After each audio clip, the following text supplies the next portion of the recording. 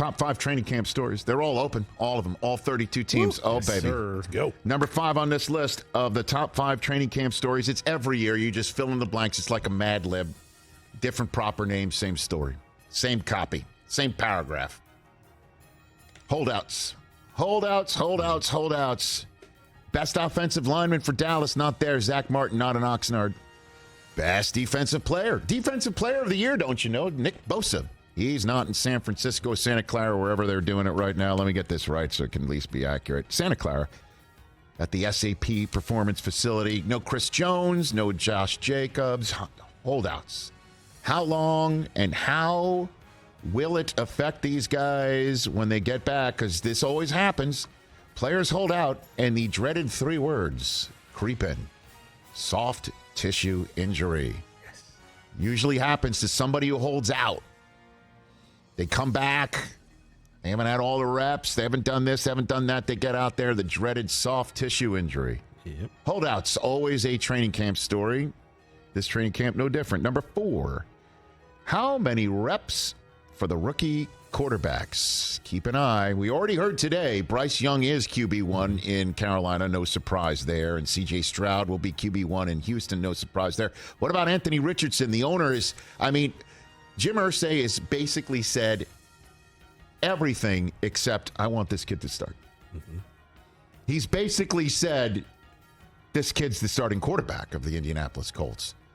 Anthony Richardson, how many reps for him? Does Will Levis get any? Does something happen with Tannehill where Will Levis gets a few? I just want to keep an eye on all of that and the odometer of the snap count for the rookie quarterbacks. And if Anthony Richardson starts, by the way, how about Anthony Richardson being unwrapped against the Jacksonville Jaguars in Indianapolis for week 1? How does that one hit you? That's a sneaky good one, isn't it? For week 1. And then, of course, holdouts as well with Indianapolis. Talk about Jonathan Taylor. What's going on with him? And is he going to hold in? What's happening there? Anything happening there? Is he not happy about stuff? And so we got, by the way, a great Chris Ballard soundbite coming up later on. But number 3, let's talk about a specific team. Now, training camp doesn't usually reveal what I'm about to ask about or that I am wondering about. Preseason, usually maybe not either. So I might be front-loading one of my top 5 storylines for the first month of the season. Okay. But what is the Ravens offense going to look like, man? Odell's there. Rashad Bateman saying he's going to break every record, he feels like, right? And Lamar's paid. And they've got a new offensive coordinator. And Greg Roman's gone. The offense where you find out that they have 5 fullbacks on the roster, and one of them is ball faking, and that sometimes it takes 12 plays to get down the field unless Lamar just cocks his arm and fires at 80 yards to somebody. What's this Ravens offense going to look like? How is it going to look? Is it going to be a quick passing game potentially? Like Lamar hits his back foot and gets it out, and they won't even have the threat of him running sometimes because they just want to move it. Mm-hmm. I doubt it. I don't know. But what if they do have that package all of a sudden? I can't wait to see what this looks like. Number 2 on the training camp stories list, top 5, is the running back landing spots. Dalvin Cook, where does he wind up? Does Zeke wind up back in Dallas? And if not, where does he go? What if he winds up in like Cincinnati, right? What if Zeke lands in Cincinnati? What if he lands with the Jets? What if he lands with one of these teams? What if he lands in Miami instead of Dalvin Cook? What if Leonard Fournette does go to New England and it's a Ramondre Lombardi-Lenny 1-2 punch there? Kareem Hunt is a former Josh Jacobs last year, but like Zeke, he's a former Russian champ sitting out there at home. ATC, as you said.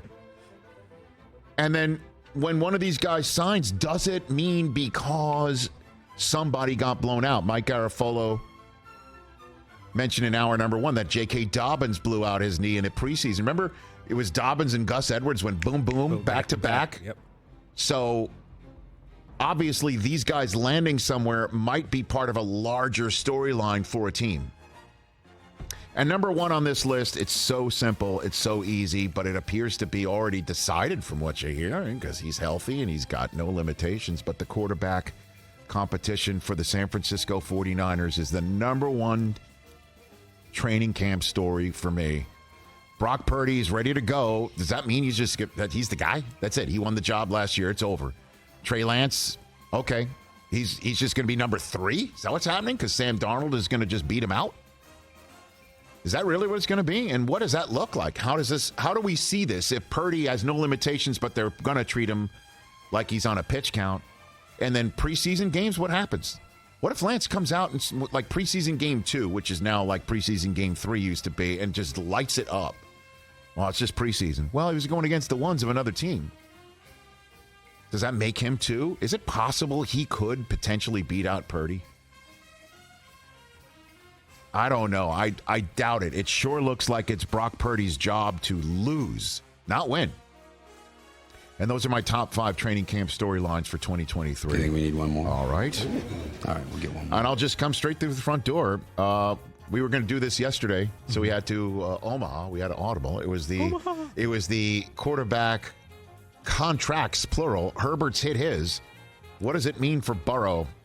Joe Burrow's contract, what's that look like? What does it mean? How do the Bengals perform years from now when now Burrow's contract sitting in the middle of it, eating up the salary cap space that we're assuming it's going to have to, because Joe Burrow is going to sign a contract, and the question is how much further out does he push the quarterback paying market? Can he finally hit the speed limit? $55 million a year, is that possible? One thing we know for sure is it won't be Jaylen Brown money. And those are my top 5 training camp stories for 2023. Catch the Rich Eisen Show every single day on the Roku channel, 12 to 3 Eastern, for free.